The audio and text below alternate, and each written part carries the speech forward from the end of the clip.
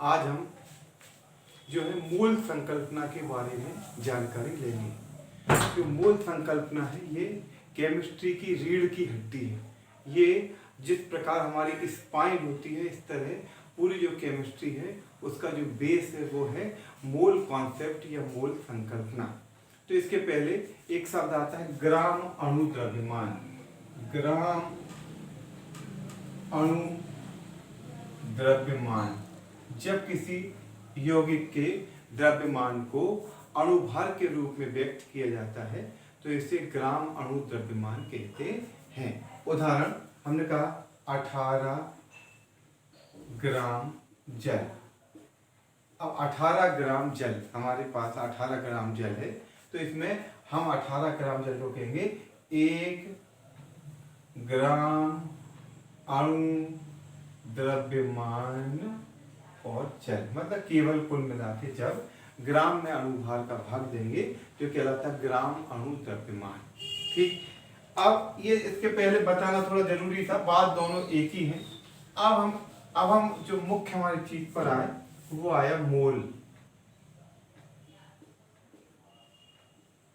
MOLE।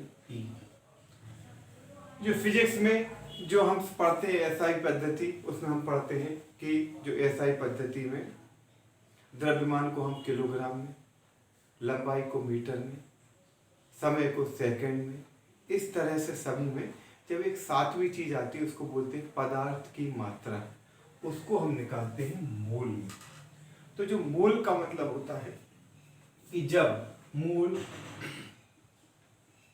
बराबर किसी भी पदार्थ के ग्राम बटे उसका अणु भार, ग्राम बटे अणु भार जो है वो कहलाता है मोल।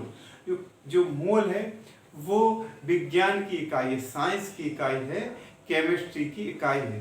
जो मोल शब्द में कोई चीज, जैसे हमने एक जगह सपोज करो हमने लिखा कि 18 ग्राम जल, तुमसे मैं कहूँगा 18 ग्राम जल लेकर आओ, तो तुम्हारे पास तौल तराजू है तो कोई भी जाएगा और उसको 18 ग्राम पानी को तोलेगा और ला के दे देगा, ये क्या है 18 ग्राम जल है।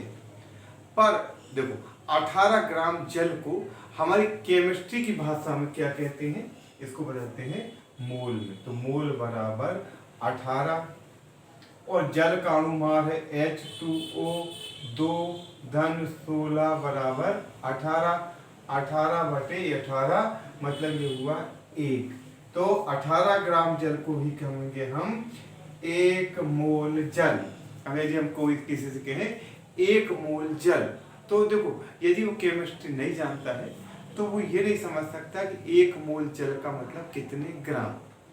मोल को ग्राम में बदलने के लिए अणुभार का गुणा करना पड़ेगा और ग्राम को अणुभार को बदलने के लिए ग्राम को मोल में बदलने के लिए अणुभार का भाग देना पड़ेगा। तो अब जरा समझो कि किसी भी पदार्थ के, मैं तुमको 5-7 उदाहरण बताता हूँ बेटा। है मैंने आपको पहले बहुत सारे अणुभार कैलकुलेट कराए हैं, परिकलित कराए हैं, जैसे H2O 2 धन 16 बराबर 18, CO2 12 धन 32 बराबर 44, C6H12O6 ग्लूकोज 72 धन 12 धन 96 बराबर 180, C12H22O11 इसका होता है 342।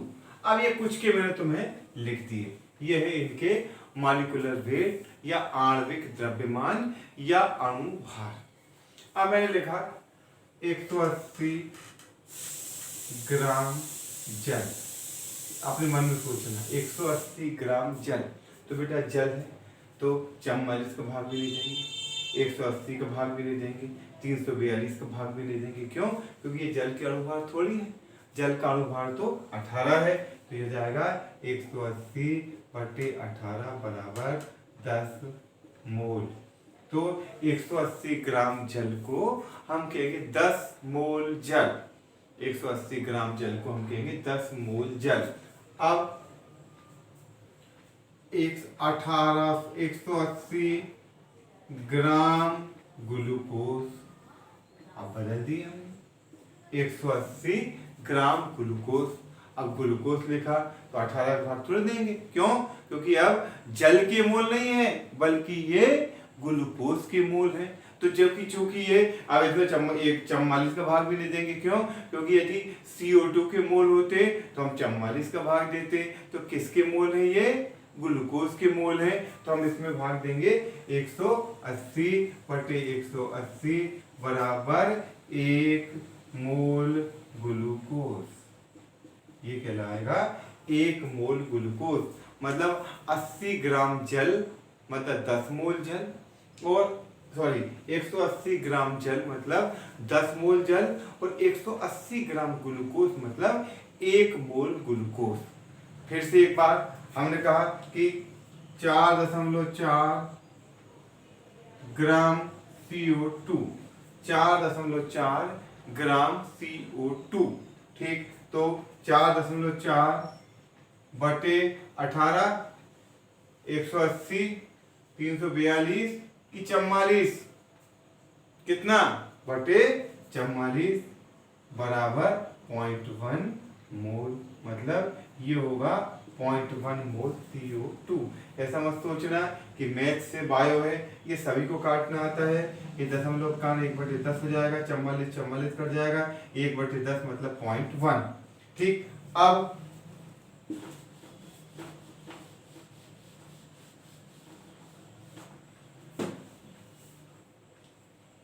अठारह 180 ग्राम जल, 1800 ग्राम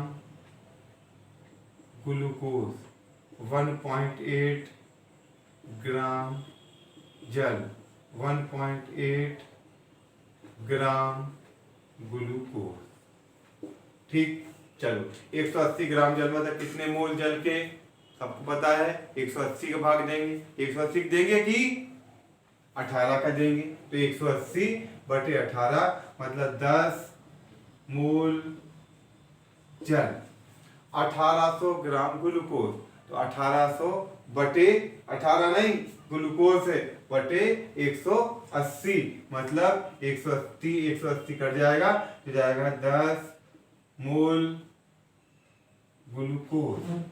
1.8 ग्राम जल, तो 1.8 अपान 18, क्योंकि जल का अणुभार 18 है, तो हो जाएगा 0.1 मोल जल।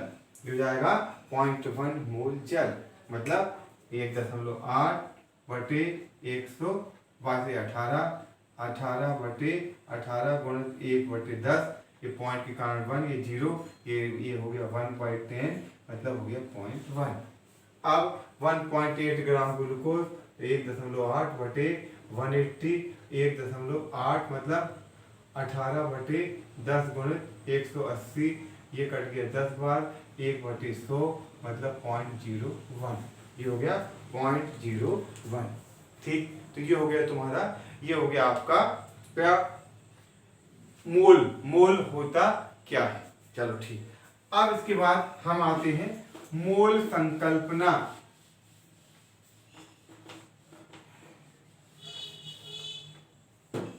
जो है मोल कॉन्सेप्ट या मोल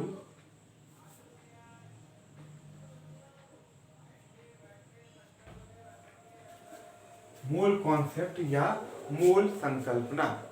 तो ये जो मोल कॉन्सेप्ट या जो मोल संकल्पना है, ये क्या है कि किसी भी यौगिक के एक मोल में, किसी भी यौगिक के एक मोल में अणुओं की संख्या, किसी भी यौगिक के एक मोल में अणुओं की संख्या एवोगैड्रो नंबर या आवोगाद्रो संख्या के बराबर होती है। किसी भी यौगिक के एक मोल में अणुओं की संख्या एवोगैड्रो नंबर या एवोगाद्रो संख्या के बराबर होती है। मतलब एवोगैड्रो संख्या मतलब होता है 6.023 × 10⁻23।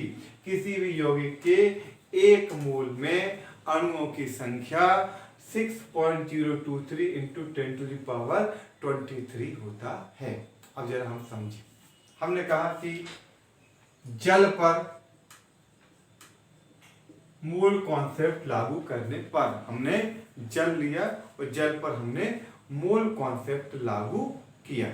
तो देखो, अब जल मतलब देखो कैसे लागू करते हैं। जल का अनुभाग होता है 18, तो हमने लिखा 18 ग्राम जल बराबर 1 मोल जल। 18 ग्राम को क्या कहेंगे, 1 मोल। मोल कॉन्सेप्ट क्या कहता है कि किसी भी पदार्थ के, किसी भी यौगिक के 1 मोल में अणुओं की संख्या 6.023 इंटू 10⁻23 होती है। तो 6.023 इंटू 10⁻23 ये हुई अणुओं की संख्या। अब जरा ये तो हुआ। अब जरा समझना इसका मतलब बेटा क्या है। थोड़ा कठिन कॉन्सेप्ट है, समझने की कोशिश करना। देखो क्या है कि पहले अपन देखते हैं 18 ग्राम जल कितना होता है। तो हम एक अंदाजा लगाते हैं कि 1 गिलास जल मतलब 250 ग्राम, 1 कप पानी मतलब 100 ग्राम, 1 कप का 1/5 1/5 भाग मतलब लगभग हुआ 18 ग्राम। हमने 1 कप का, एक ये कप है चाय पीने का हमारा, इस कप का 1/5 भर के पानी लिया, तो ये कितना हुआ, ये 18 ग्राम। हमने एक अंदाजा लगाया 18 ग्राम या 1 मोल। अब जरा सोचना, इस 1 मोल में अणुओं की संख्या मतलब ये H2O के अणु कितने होते हैं, 6.023 इंटू 10⁻23। अब लगाओ बेटा, ये कितना है, इसको छोटा मत समझना, ये 6023 और इसके बाद 20 शून्य, पता यहां से लिखूंगा तो यहां तक खत्म होगा। ये 6023 1 2 3 4 5 6, जब यहाँ 20 तो लग जाएगी। इतने अणु होते हैं केवल किसमें, 18 ग्राम मतलब 1 कप के 5वें भाग में। सोचो आप, मतलब क्या हुआ कि अणु बहुत छोटे होते हैं। मतलब ये इतने छोटे होते हैं कि यदि, अब जैसे आप सपोज करो कि राई के बराबर यदि ये होते, राई से बहुत छोटे होते, अपन एक माने कि राई अपन एक सामान्य दाना है जो हमें दिखाई देता है, तो राई के बराबर यदि अपन दाना माने तो हम ये मान सकते हैं कि जो ऐसे छोटे जो अणु हैं वो जल के कितने हैं 18 ग्राम में, 6.023 इंटू 10⁻23। तो मतलब क्या हुआ, जल के 1 मोल में अणुओं की संख्या एवोगैड्रो संख्या या 6.023 इंटू 10⁻23 के बराबर होती है। इसे हम कहते हैं मूल संकल्पना। हम हर यौगिक पर इस मूल संकल्पना को लागू कर सकते हैं। 18 ग्राम जल बराबर 1 मोल जल बराबर 6.023 इंटू 10⁻23 अणुओं की संख्या। अब इसमें चूंकि सामान्य ताप पर एनटीपी पर जल जो होता है वो द्रव होता है। अब हमारे एक गैस ली, गैस पर एक और चीज नई आती है CO2, ये होती है गैस। सभी को पता है कार्बन डाइऑक्साइड जो है वह एक गैस होती है। तो देखो बराबर देखो, अब पहले क्या किया, इसका अणुभार कितना है, तो इसका अणुभार हमें पता है CO2 का अणुभार 44 है, 44 ग्राम। तो जब 44 ग्राम कार्बन डाइऑक्साइड रहेगी तो इसी को हम कहेंगे 1 मोल। जब 44 ग्राम कार्बन डाइऑक्साइड रहेगी तो हम इसको कहेंगे 1 मोल। अब इसमें अणुओं की संख्या जो होगी वो होगी 6.023 इंटू 10⁻23। इसमें जो अणुओं की संख्या है ये होगी 6.023 इंटू 10⁻23। ये हुआ अणुओं की और ये संख्या, और बराबर इसका एनटीपी पर आयतन। अब प्रश्न हुआ एनटीपी क्या है? एनटीपी है नॉर्मल टेम्परेचर और प्रेशर, सामान्य ताप और दाब। ये हम आगे जब गैसीय अवस्था पढ़ेंगे उसमें पढ़ेंगे। अभी इतना केवल समझ लो एनटीपी पर या सामान्य ताप और दाब पर। तो इसका आयतन होगा 22.4 लीटर, 22.4 लीटर। इसका एनटीपी पर आयतन होगा 22.4 लीटर। यह कहलाती है मोल कॉन्सेप्ट या मोल संकल्पना। क्या हुआ? किसी भी पदार्थ के 44 ग्राम का मतलब होता है 1 मोल। इसका अर्थ होता है 6.023 इंटू 10⁻23 अणुओं की संख्या, और इसका एनटीपी पर आयतन होता है 22.4 लीटर, 22.4 लीटर। ये कहलाती है मोल कॉन्सेप्ट या मोल संकल्पना। किसी भी पदार्थ के 1 मोल में अणुओं की संख्या जो होती है वह एवोगैड्रो संख्या के बराबर होती है, और यदि वह पदार्थ एनटीपी पर गैस है तो उसका एनटीपी पर आयतन होता है 22.4 लीटर। यह कहलाती है आपकी मोल संकल्पना। अब इसी मोल संकल्पना को हमने लागू किया ग्लूकोज पर। इसी को हमने लागू किया ग्लूकोज पर।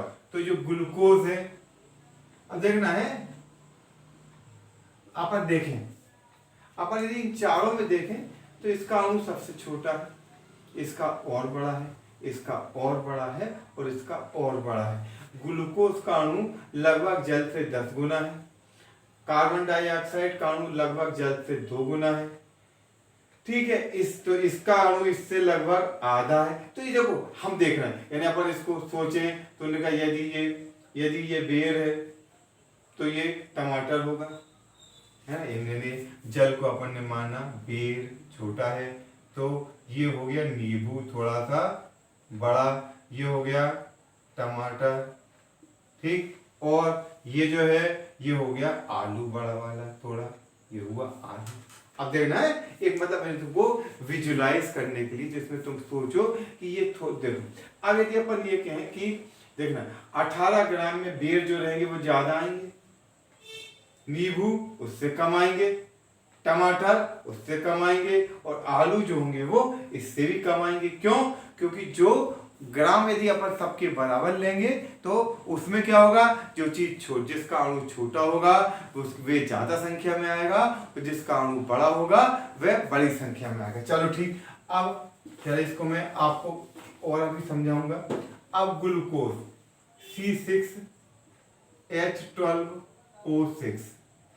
C6H12O6 मतलब 180 ग्राम मतलब 1 मोल मतलब 6.023 इंटू 10⁻23 अणुओं की और ये संख्या।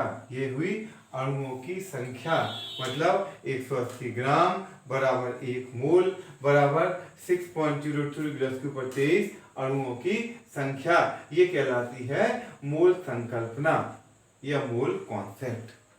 ठीक। अब प्रश्न होगा कि ये हमारे कैसे काम में आता है, इसका हम यूज किस प्रकार करते हैं। चलो ठीक। अब मैं एक उदाहरण देता हूं कि 1.8 ग्राम जल में अणुओं की संख्या ज्ञात कीजिए। 1.8 ग्राम जल में अणुओं की संख्या ज्ञात कीजिए। कितने अणु उपस्थित होंगे?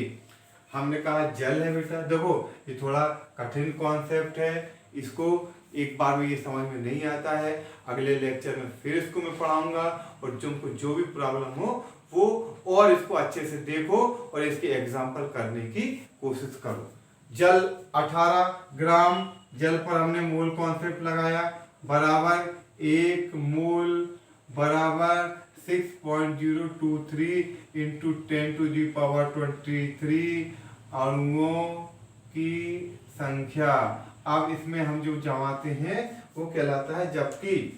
देखो अब हमें पता है कि 18 ग्राम में यदि इतने अणु हैं तो 1.8 में कितने होंगे। तो एक बिल्कुल सामान्य चीज जमाएंगे, जबकि 18 ग्राम में अणुओं की संख्या कितनी है, 6.023 इंटू 10⁻23। इसलिए कितने में निकालना है, 1.8 में। 1.8 ये पूरे कुल यही चीज आती, ग्राम में अणुओं की संख्या, ग्राम में अणुओं की संख्या बराबर 18 का, देखो जबकि जो जमती है तो 18 का भाग होता है और 1.8 का गुणा, मतलब 6.023 गुणित 10 के ऊपर 23 बटे 18 गुणित 1.8। ये इससे ये 10 बार कैंसिल हो गया, ब्लैक से कैंसिल करता हूं, ये इससे 10 बार कैंसिल हो गया, तो क्या बचा 6.023 इंटू 10⁻23 अपॉन 10, 10 की घात ऊपर जाएगी तो जाएगी -1, 23 में से 10 की घात घटेगी तो जाएगा 22, तो हो गया 6.023 इंटू 10⁻23, मतलब 1.8 ग्राम जल में अणुओं की संख्या होगी 6.023 इंटू 10⁻22, मतलब 1.8 ग्राम जल में अणुओं की संख्या होगी 6.023 इंटू 10⁻22। ठीक, थोड़ा कठिन लगा, इसको एक बार पढ़कर देखना, और इसके आगे के कम से कम अभी और बहुत सारे सवाल करना है। अगले जो वीडियो लेक्चर है इसमें आपको मैं इसके और एग्जाम्पल कराऊंगा। थैंक यू बेटा, ओके।